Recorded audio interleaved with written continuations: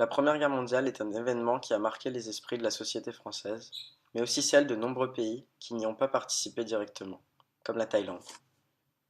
À l'occasion du centenaire de la Première Guerre mondiale, nous nous sommes rendus compte que nous ne connaissions que très peu de choses sur le rôle de la Thaïlande dans ce conflit.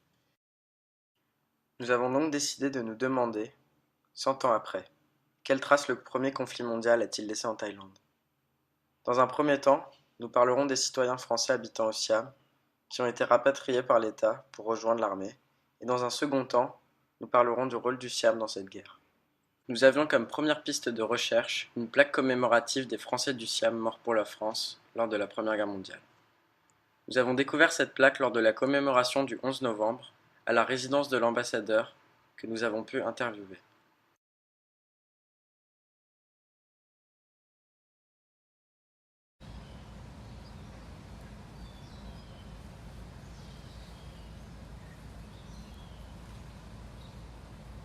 Les relations avec la France au moment de la Première Guerre mondiale étaient des relations apaisées.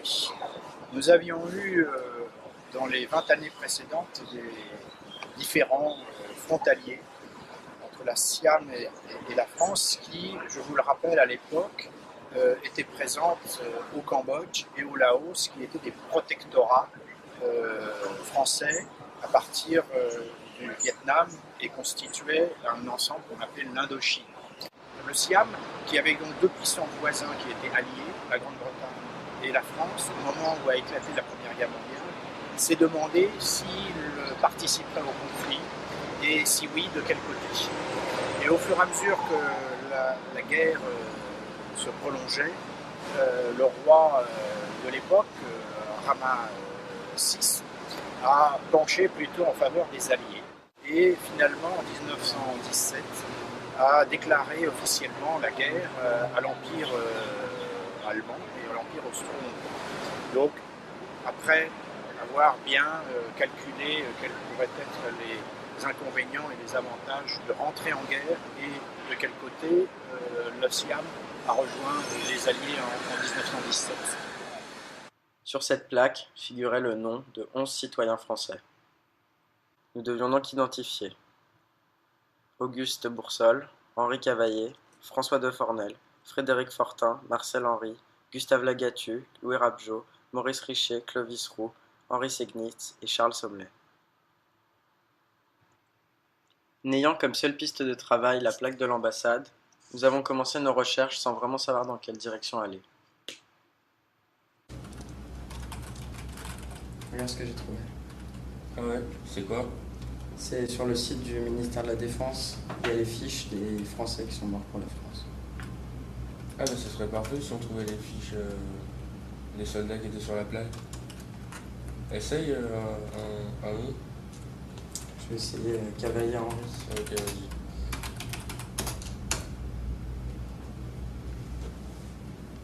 Ah, il y a 5 résultats. Ah ouais, maintenant faudrait savoir lequel est le bon quoi.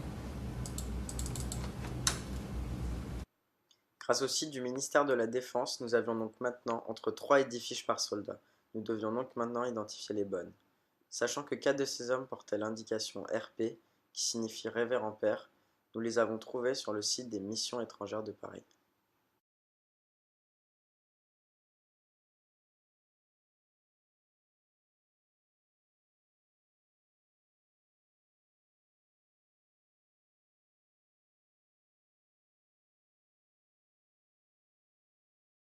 Le site nous donnait pour chaque soldat plusieurs informations, ainsi que la date de naissance, qui nous a ensuite permis d'attribuer la bonne fiche à chaque soldat RP.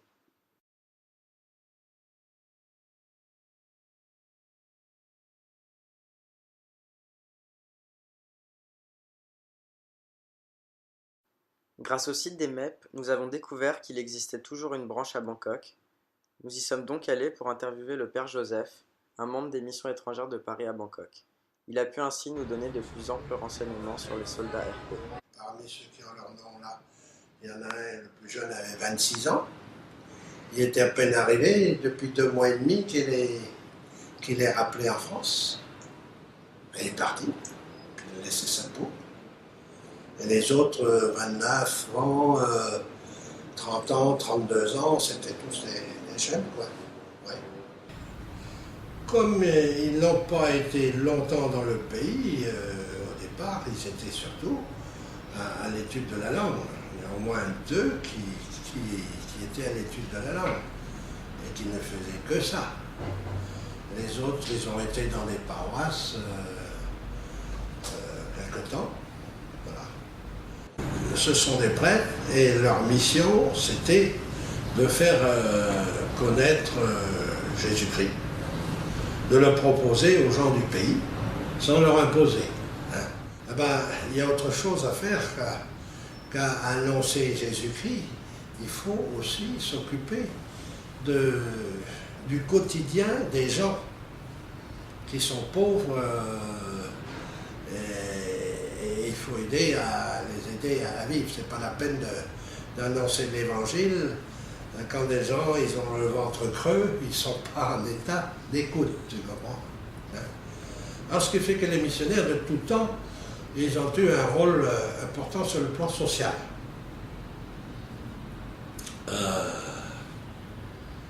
Ouverture d'école. Dès l'arrivée en 1662 à Utéya, ils ont ouvert une école. Ils ont ouvert un hôpital pour soigner les pauvres gens. Et puis, il en a toujours été de cette manière, au fil des années. Ici ou là, il y avait des dispensaires.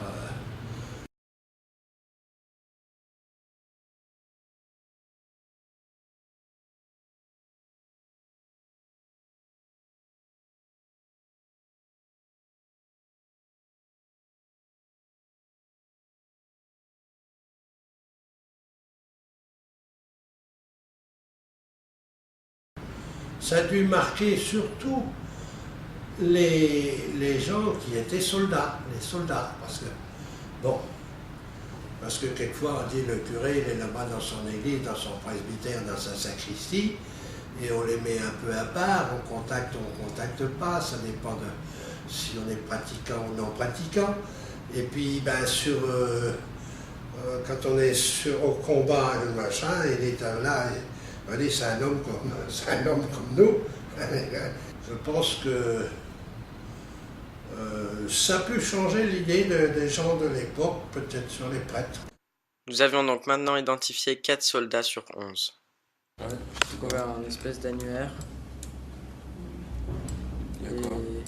il y a plein de noms d'étrangers, peut-être qu'on pourrait chercher Ouais. dans cet annuaire. Ah oui, là par exemple c'est marqué.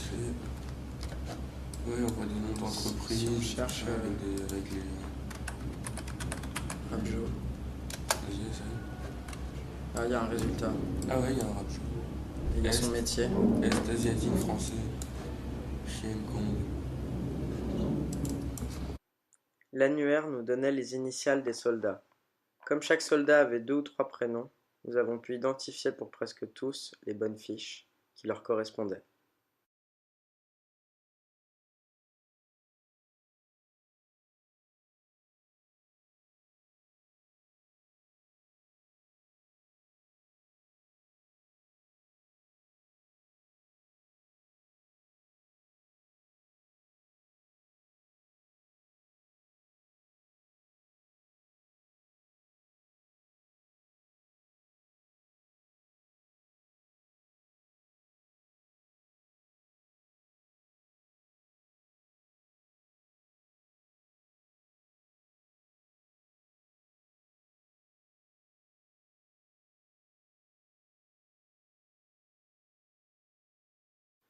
Il ne nous restait plus qu'à identifier un soldat, Clovis Roux, pour qui nous n'avions pas les bons renseignements pour identifier la bonne fiche.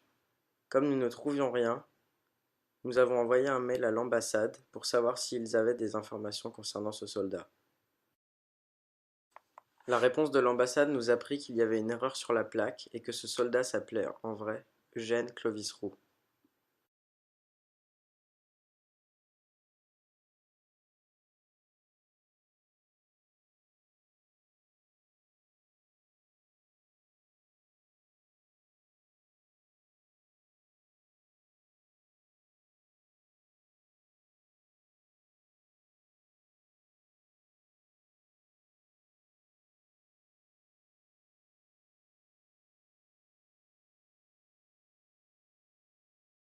Récapitulons. Nous avons commencé nos recherches avec seulement le nom de chaque soldat. Pour chaque soldat, nous avons trouvé une fiche de différentes manières. Soit à l'aide de l'annuaire Siam Directory, soit, pour les RP, grâce au site des MEP. Ces fiches nous ont permis d'avoir de nombreuses informations sur les soldats, comme la date et le lieu de naissance, la date, le lieu et la cause de la mort, ou le secteur professionnel. La Première Guerre mondiale n'a pas affecté directement le Siam à cause de la distance le séparant de l'Europe. Cependant, le roi Ramasis, qui gouvernait à ce moment-là, décida, en 1917, que l'entrée en guerre serait une bonne opportunité pour le Siam d'être considéré comme une puissance égale aux puissances occidentales. Ramasis décida donc d'entrer en guerre en 1917 du côté des Alliés. Un appel aux volontaires fut lancé en septembre 1917. Le Siam envoya donc un corps expéditionnaire composé de 1200 hommes en France. Un accord fut passé avec la France pour que les troupes siamoises soient transportées sur un bateau français. Le contingent siamois arriva en France en juillet 1918. Les forces à pied furent directement envoyées au front et le contingent d'aviation envoyé dans une école militaire pour vérifier les capacités des aviateurs siamois. Seulement quelques aviateurs qui avaient fini leur formation prirent part au combat. Les autres finirent leur formation après la fin de la guerre. Donc, pourquoi le roi Ramasis a pris cette décision? C'est parce que, en ce moment, le Siam est considéré inégal au pays occidental. Le roi pensait que si le Siam participe à la guerre mondiale, c'est l'occasion de la négociation avec ces pays occidentaux. Est-ce que la Première Guerre mondiale est enseignée dans les écoles thaïlandaises? Oui, un petit peu. Le point important pour l'enseignement, c'est qu'on peut, annuler ces traités inégaux. Et ça, c'est la première fois pour la Thaïlande d'avoir un drapeau national. Il existe à Bangkok un monument commémoratif des 19 soldats siamois morts pendant les combats. C'est la liste des soldats morts en Europe. On commence par le nom du soldat, la date de naissance, la date de décès et la cause de la mort et où est-il mort dans la guerre. Comme ça, par exemple, voilà, c'est le nom du soldat, la date de naissance, la date du décès et puis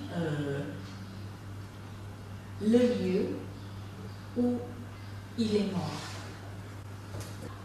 Et il y en a 19 morts en Europe. Et pour ici, ce monument, dedans, c'est le cendre des soldats, des 19 soldats. Le monument contient tous les cendres apportés de la France après la guerre. 100 ans après, ce conflit a laissé des traces dans le royaume du Siam. Politiquement, cet événement était l'initiative de révision des traités inégaux. Bien que cette guerre soit peu présente dans la mémoire collective thaïlandaise, cette mémoire reste entretenue par l'armée française et thaïlandaise. Le monument de Sanam Luang et la plaque commémorative des Français morts pour la France à l'ambassade en sont des bons exemples.